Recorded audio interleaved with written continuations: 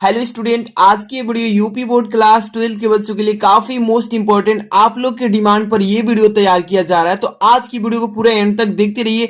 आज की इस वीडियो में देख सकते हैं प्रतिदर्श प्रश्न पत्र 2021-22 यानी सीधे सीधे बोर्ड एग्जाम 2022 के लिए यूपी बोर्ड ने इस मॉडल पेपर को वायरल किया है और आज की इस वीडियो को पूरा देख लेते हैं तो इसका हम सोल्यूशन भी करने वाले हैं। और ये देख लीजिए प्रतिदर्श प्रश्न पत्र यानी कि मॉडल पेपर को ही बोलते हैं और इसमें देखिए 70 मार्क्स का जितने भी बच्चे बायो से हैं आज की इस वीडियो में बायो का मॉडल पेपर का सलूशन करेंगे। और इस मॉडल पेपर को सलूशन करने से बहुत सारा फायदा, देखिए 70 नंबर का ये मॉडल पेपर है और इसी में से आपका 40 नंबर का सेम टू सेम क्वेश्चंस फंसेंगे। तो देख सकते हैं इसमें देखिए जितने भी मैं क्वेश्चंस लाया हूं ना आज की इस वीडियो में इसका सलूशन भी आपको एक एक चीज का देने वाले हैं। तो लाइक करके चैनल पर नए हैं तो सब्सक्राइब करके बेल आइकन हिट कर लीजिए। जो भी बच्चे मैथ से उनका भी वीडियो प्रोवाइड किया जा रहा है मैथ का भी, और जो बच्चे बायो से हैं उनका भी वीडियो हम यहाँ पे इंपॉर्टेंट क्वेश्चन के रूप में ला रहे हैं। तो अंत तक देखते रहिए।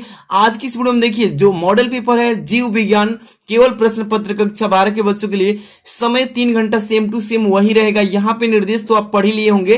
प्रारंभ की 15 मिनट परीक्षार्थियों को प्रश्न पत्र पढ़ने के लिए दिया गया है और यहाँ पे सभी प्रश्न करने के लिए बोला है। इसमें 3rd नंबर आवश्यकता अनुसार अपनी पुष्टि यानी पुष्टि नामांकित चित्रों की द्वारा कीजिए, यानी कि चित्र बनाकर करना है। जैसे कि यहाँ पे मैंने आपको बताने के लिए रेडी भी कर चुका है। जितने भी चीजें हैं सबको हम इसमें आपको इंक्लूड करके बताने वाले हैं तो अंत तक देखते रहना है बस। 4 नंबर देखिए सभी प्रश्नों के निर्धारित अंक उसके सम्मुख अंकित है, यानी कितने कितने नंबर के क्वेश्चन है सामने लिखा गया है वही कह रहा है इसमें। फर्स्ट नंबर लिखा है कि सही विकल्प चुनकर अपनी उत्तर पुस्तिका में लिखना है। ठीक है, सही विकल्प इसमें देखिए 4 क्वेश्चंस नहीं है टोटल। पहला का जो विकल्प है 4 क ख ग घ, इसमें कौन कौन बच्चे सही कर लेंगे अपना यहाँ पे ऑप्शन दीजिएगा, है ना।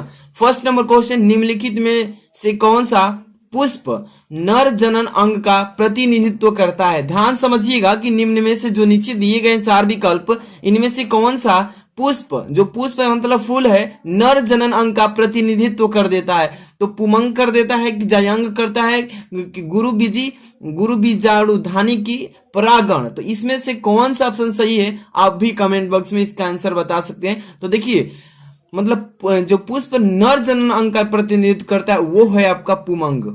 फर्स्ट ऑप्शन सही है। ठीक है, कौन सा है, पुमंग हो जाएगा। इसके बाद ही अगला क्वेश्चन है, देख सकते हैं यहाँ पे ख नंबर, मनुष्य में संतान का लिंग निर्धारण होता है किस तरीके से, किसके द्वारा। मनुष्य में संतान का लिंग निर्धारण होता है किसके द्वारा होता है, ये ऑप्शन पढ़ेंगे। माँ के लिंग गुणसूत्र, यहाँ पे लिखा अंडाणु के माप से, यहाँ पे शुक्राणु के माप से, यहाँ पे लिखा है पिता के लिंग गुणसूत्र। तो इसमें से किसके द्वारा संतान का लिंग निर्धारण होता है, तो इसमें से ऑप्शन जो 4 नंबर है ये हो जाएगा इसका करेक्ट ऑप्शन। यानी कि मनुष्य में संतान का जो लिंग निर्धारण होता है वो पिता के लिंग गुणसूत्र से। इसके बाद चलते हैं अगला ग नंबर, जेनेटिक इंजीनियरिंग का उपयोग होता है। जेनेटिक जो इंजीनियरिंग फील्ड है किस क्षेत्र में होता है, चिकित्सा में, कृषि में, इन दोनों में किसी में से भी नहीं। तो इसमें से देखिए जेनेटिक इंजीनियरिंग जो होता है उसका उपयोग चिकित्सा और कृषि दोनों क्षेत्रों में किया जाता है, इसलिए इन दोनों में हो जाएगा 3rd नंबर ऑप्शन। ठीक है, इसके बाद अगला क्वेश्चन पे चलते हैं। यहाँ पे घ नंबर दिख रहा है कि लाइकेन जो पारिस्थितिक अनुक्रम को प्रारंभ करने में सक्षम है वास्तव में यह सहजीवी सहचर्य है किस तरीके का है। पहला नंबर शैवाल और जीवाणु, इसके बाद है शैवाल और कवक, इसके बाद तीसरा है जीवाणु और कवक, और 4 नंबर है आपका कवक और फंजाई। तो ध्यान दीजिएगा कि लाइकेन जो पारिस्थितिक अनुक्रम को प्रारंभ कर देने में सक्षम होता है वह वास्तव में सहजीवी सहचर्य कौन सा कहलाता है, तो वो आपका होता है शैवाल और कवक कहलाता है। शैवाल और कवक यानी कि 2nd नंबर ऑप्शन सही है। शैवाल भी रहेंगे और उसमें कवक भी रहते हैं। ठीक है, इसलिए इसको 2nd नंबर ऑप्शन सही हो जाएगा। इसके बाद ही चलते हैं दूसरा नंबर क्वेश्चन पे। क्या कह रहा है इस क्वेश्चन में, अति लघु उत्तरीय प्रश्न है, इसमें एक एक लाइन के आंसर देना होता है, एक एक नंबर मिलेगा। ठीक है, तो आपको यहाँ पे बताएंगे फर्स्ट नंबर का क लिखा है इसमें, मतलब दूसरे का क, कि देखिए क्लाइनफेल्टर एवं टर्नर सिंड्रोम में गुणसूत्रों की संख्या लिखिए। इस तरीके से पेपर में पूछता है कि क्लाइनफेल्टर एवं टर्नर सिंड्रोम में गुणसूत्रों की संख्या कितनी होती है। तो यहाँ पे देखिए दूसरा का यहाँ पे हम आपको आंसर बताते चल रहे हैं ताकि आपको यहाँ ही से याद होता चले जाए। ठीक है, तो यहाँ पे आप देख सकते हैं प्रश्नोत्तर संख्या दूसरा दूसरा के क कर रहे हैं तो देखिए टर्नर सिंड्रोम में गुणसूत्रों की जो संख्या होती है 44 प्लस XO होती है। ध्यान से सुनिए कि टर्नर जो सिंड्रोम में गुणसूत्रों की संख्या होती है कितनी होती है 44 प्लस XO होती है जबकि क्लाइंटफेल्टर में गुणसूत्रों की जो संख्या होती है 44 प्लस X और Y, यानी कि टोटल जो हमारा होता है 46 गुणसूत्र से भी अधिक होता है। इतना ये हो जाएगा इसका आंसर। ऐसे ही आपको बोर्ड एग्जाम में साफ साफ स्पष्ट लिखना है। इसके बाद अगला क्वेश्चन इसी में है आपका क हो गया। ख में चलिए, नर जर्म कोशिकाएं किस विभाजन द्वारा कोशिकाओं का निर्माण करती है ये बताना है आपका कि नर जर्म यानी कि कह रहा है जर्म कोशिकाएं किस विभाजन द्वारा शुक्राणुओं का निर्माण कर देती है। एक नंबर का ये भी क्वेश्चन है। तो यहाँ पर देखिए इसका ख नंबर, नर जर्म कोशिकाएं अर्धसूत्री विभाजन या अर्धसूत्रण द्वारा शुक्राणुओं का निर्माण करती है। सीधे सीधे आप याद रखिएगा कि देखिए जो नर जर्म कोशिकाएं है यह अर्धसूत्रण द्वारा कोशिकाओं का शुक्राणुओं का निर्माण करती है। ठीक, तो देखिए नर जर्म कोशिकाएं अर्धसूत्री विभाजन या अर्धसूत्री विभाजन को ही अर्धसूत्रण द्वारा शुक्राणुओं का निर्माण करती है। ठीक है, ये हो जाएगा इसका आंसर। इसके बाद अगला क्वेश्चन आपका ग नंबर पे ध्यान से देखिएगा।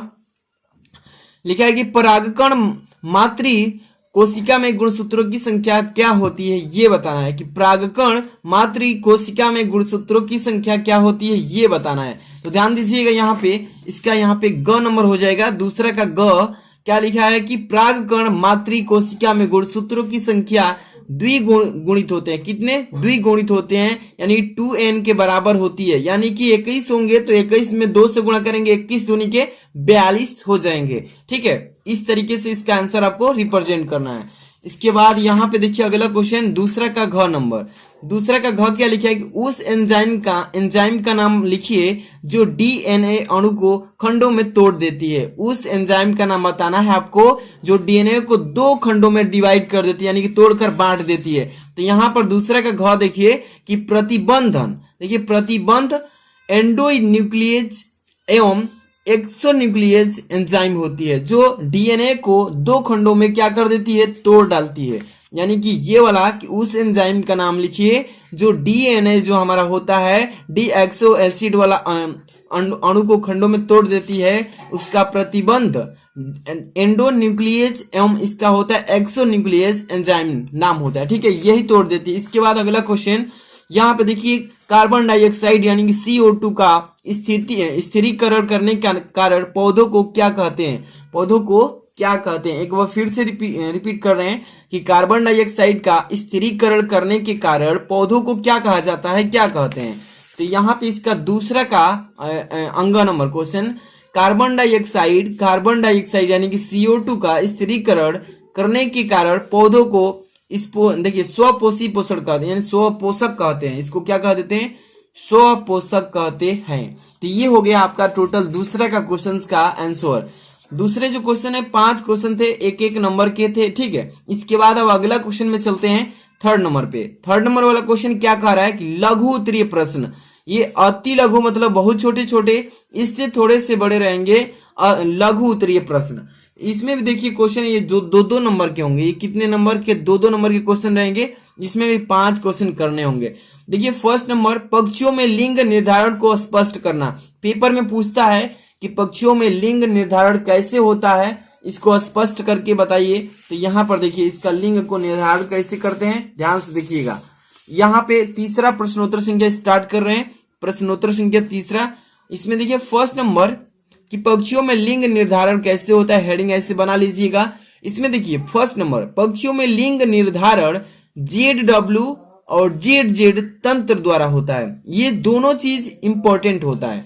कौन कौन, ZW पक्षियों में लिंग निर्धारण के लिए और एक ZZ दोनों तंत्र यानी कि द्वारा होता है। इसके बाद देखिए दूसरा पॉइंट लिखना होगा आपको एग्जाम में ऐसे ही। ठीक है, पक्षियों में नर युग्मक होते हैं। पक्षियों में क्या होते हैं, नर युग्मक पाए जाते हैं, जबकि मादा विषम युग्मक होते हैं। देखिए अगर नर की बात करें तो पक्षियों में नर युग्मक, जबकि मादा विषम युग्मक होते हैं। ठीक है, तो यहां पर चलिए इसको डायग्राम को आपको फिगर जो है पेपर में बना लेते हैं तो बढ़िया है, क्योंकि पेपर में पहले ही मतलब निर्धारित कर दिया है कि आवश्यकता अनुसार अपनी पुष्टि नामांकित रेखा चित्र द्वारा करना है। ठीक है, तो आगे अभी चित्र बनाना है, लेकिन यहाँ पे देखिए पक्षियों में मेल और फीमेल में देखिए मेल में क्या होता है 16, मतलब कि 16 जो होता है अणुसूत्र, यहाँ पे देखिए 16 प्लस जेड जेड, और फीमेल में होता है 16 प्लस जेड डब्ल्यू।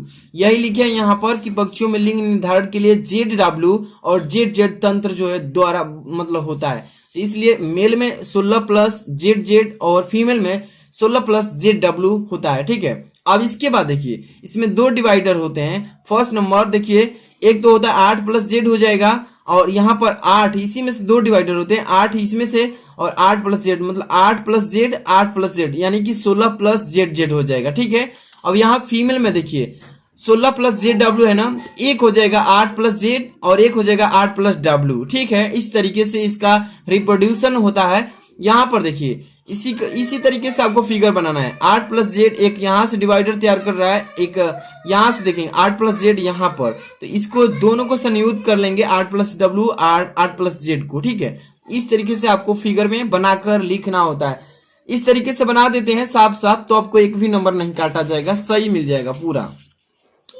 इसके बाद देखिए ख नंबर तीसरा का, वाटसन तथा क्रिक द्वारा प्रस्तुत डीएनए के द्विकुंडलित मॉडल का स्वच्छ नामांकित चित्र बनाना है। यहाँ पे देखिए केवल चित्र ही बना देना है, आपको नंबर मिल जाएगा 2 नंबर। क्या पूछा है देखिए, वाटसन तथा क्रिक द्वारा प्रस्तुत डीएनए। अब देखिए के द्विकुंडलित मॉडल का स्वच्छ नामांकित चित्र बनाना है इसमें। तो चलिए इसको कैसे फिगर को बनाना है आपको दिखाते हैं। पहले नंबर तो उसको करने से पहले इसका पॉइंट जो है यहाँ पे देखिए कुछ पॉइंट्स इसका अभी और छोड़ दिए हैं। तो वाटसन तथा क्रिक द्वारा प्रस्तुत, इसको पहले करने से पहले पक्षियों में लिंग निर्धारण का जो कुछ पॉइंट्स है उसको भी थोड़ा सा देख लीजिए। इतना तो फिगर बना लेंगे, इसके बाद थोड़ा सा पॉइंट जो बचा है इसको भी देख लीजिए। नर सभी समान प्रकार के शुक्राणु पैदा करते हैं। जो नर हैं, नर पक्षी हैं, वो सभी जितने भी शुक्राणु पैदा करते हैं किस प्रकार के, समान प्रकार के, जिसमें 8 ऑटोसोम्स पाए जाते हैं और जेड 6 क्रोमोसोम्स होते हैं। ठीक है ना। इसके बाद चौथा पॉइंट इसमें है कि देखिए मादाएं जो होती है 2 अलग अलग प्रकार के अंडा देती है। ठीक है, एक में 8 ऑटोसोम्स पाए जाते हैं और जेड क्रोमोसोम्स होते हैं। ठीक है, और दूसरे में 8 ऑटोसोम्स और डब्ल्यू क्रोमोसोम्स पाए जाते हैं। तो ये पॉइंट आपको लिख देते हैं, तो एक भी नंबर नहीं कटेगा। इसके बाद आपको क्वेश्चन में ये पढ़े थे ख नंबर, वाटसन तथा क्रिक द्वारा प्रस्तुत डीएनए के कुंडलित मॉडल का स्वच्छ नामांकित चित्र देखिए कैसे बनाना है। तो ये हो जाएगा यहाँ पे इसका फिगर। देखिए इसी तरीके से बनाना है। जो वाइडर है 20 एंगस्ट्रॉम में रहेगा। यहाँ पर देखिए इसकी लेंथ देंगे इसकी लेंथ, तो ये हो जाएगा यहाँ पे, यहाँ से लेकर के यहाँ तक 34 एंगस्ट्रॉम में रहेगा। जबकि यहाँ इसकी वाइडर के बात करें तो 3 यानी 3.4 एंगस्ट्रॉम में पाया जाता है। इस तरीके से आपको श्रेणीय आकार सर्पिली रूप में बना देते हैं। ठीक है, इस तरीके से अगर बना देंगे तो एक भी नंबर इसका नहीं कटेगा। बस ऐसे ही कहा है इसमें बनाने के लिए, यानी कि 3rd नंबर का। इसके बाद इसमें 3rd का ग नंबर क्या पूछा गया है, इसमें ध्यान दीजिएगा कि प्रतिरक्षा क्या है। प्रतिरक्षा के परिभाषा यहाँ पे लिख देना है बस सिंपल तरीके से। तो देखिए यहाँ प्रतिरक्षा क्या है, यहाँ पर देख लीजिए। ग नंबर तीसरा का है ना, प्रतिरक्षा हमारे शरीर में रोग जनकों से लड़ने की शक्ति होती है। रोग जनकों से लड़ने की शक्ति देता है, जिसे हम प्रतिरक्षा कहते हैं। प्रति मतलब होता है अपना, खुद का रक्षा करने वाला। प्रतिरक्षा हमारे शरीर में रोग जनकों से लड़ने की शक्ति देता है, जिसे प्रतिरक्षा कहते हैं। यह हमें प्रतिरक्षा तंत्र के द्वारा प्राप्त होती है। किसके द्वारा? प्रतिरक्षा तंत्र के द्वारा। इसके बाद अब अगला क्वेश्चन देखेंगे। ये तो घ नंबर पे चले आए हैं। घ नंबर क्वेश्चन, आर्किड पौधों आम के पौधों की शाखा पर उग रहा है। देखिए आजकल के पौधे जो हैं आप फिलहाल देखे होंगे, अदर पेड़ पर, एक बबुल के पेड़ पर दूसरा एक पौधा उग जाता है। जैसे कि आर्किड पौधे आम के पेड़ की शाखा पर उग रहा है। आर्किड और आम के पेड़ के बीच पारस्परिक क्रिया को आपस यानी आप कैसे स्पष्ट कर सकते हैं? तो यहाँ पर देखिए इसको लिखेंगे कैसे। तीसरा का घ है ना, तीसरा का घ लिख लेंगे कि आर्किड के पौधे एवं आम के वृक्ष के मध्य मतलब होता है दोनों के बीच सहभेजिता, यानी सहभेजिता होती है। क्या होती है? सहभेजिता, आपस में आदान प्रदान करने की होती है क्रिया। यह ऐसी पारस्परिक क्रिया है, पारस्परिक मतलब आपस की क्रिया है, जिसमें एक जीव को तो लाभ होता है, परंतु दूसरे को न तो हानि होती है और न ही लाभ होता है। इसी को यही जो है इस क्रिया को स्पष्ट कर देना था पेपर में, बोर्ड एग्जाम में, ठीक है। ऐसे आप लिख देंगे तो आपका फुल नंबर अचीव हो जाएगा। इसके बाद ही आपका क्वेश्चन इसमें है थर्ड नंबर का, यहाँ पे घ नंबर तो कर ही लिए, इसके बाद 4 जो आखिरी है थर्ड का, जैविक अनुक्रिया के तरीकों का स्वच्छ आरेखीय चित्र दर्शाइए। ये भी 2 नंबर का पेपर में आता है। पूछ रहा है कि जैविक जो अनुक्रिया है इसके तरीकों को वह स्वच्छ नामांकित चित्र बनाकर दिखा देना है।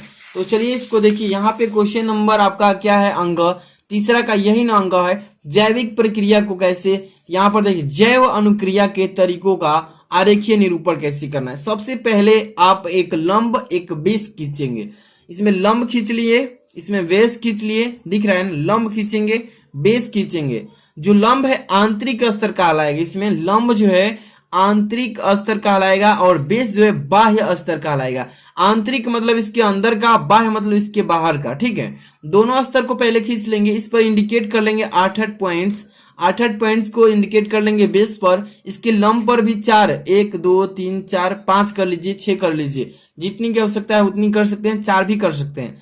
अब यहाँ से मिडिल पॉइंट है जो इसका मूल बिंदु ओ से, मान लीजिए ओ से, इसको हम क्या करेंगे आंतरिक नियामक ले चलेंगे पहले, नहीं तो अगर हम चाहेंगे तो संरूपी खींच सकते हैं। यहाँ पर देखिए पहले संरूपी खींचेंगे, संरूपी, ठीक है। ठीक संरूपी जैसे खींचेंगे इसके इसी पॉइंट से आंशिक नियामक खींच लेते हैं। आंशिक नियामक यहाँ से इसके समरूप लेकर चलेंगे समांतर में, ठीक है। अब ठीक यहाँ पर जो है आप बेस खींचे हैं, उसके बेस के अकॉर्डिंग यहाँ पर ऊपर से मिडिल पॉइंट से एक नियामक खींच लेते हैं। बस ऐसे इंडिकेट करना होता है पेपर में, आप ऐसे इंडिकेट कर लेते हैं तो आपको फुल नंबर अचीव कर दिया जाएगा, ठीक है, दे दिया जाएगा, प्राप्त कर सकते हैं आप इतना।